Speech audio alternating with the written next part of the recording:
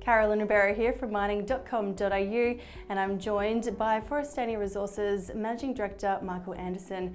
Michael, thanks for joining us. My pleasure. So maiden drilling has wrapped up at the Calypso target, and it appears the market has responded quite well to the announcement. Yes, look, Calypso's long since been a priority target for us.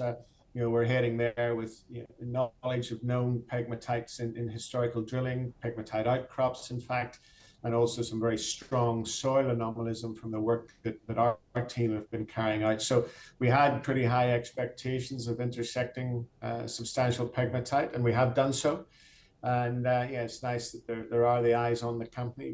We have been working hard to increase our profile, and so it's good when you have good news. People are looking. So look, it was the maiden campaign, so a lot of work still to be done here, and of course we'll eagerly await the assays too. That'll be due in about 6 weeks' time. But a lot of encouragement for us in this maiden program.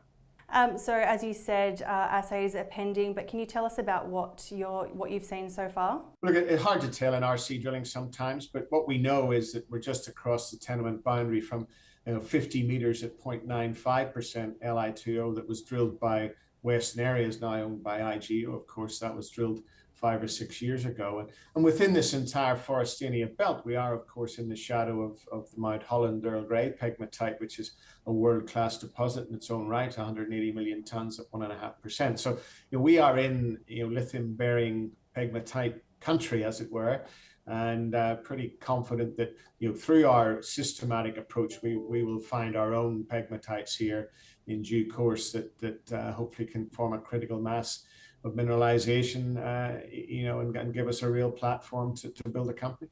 What are the next steps at Calypso? Do you expect to do more reverse circulation drilling?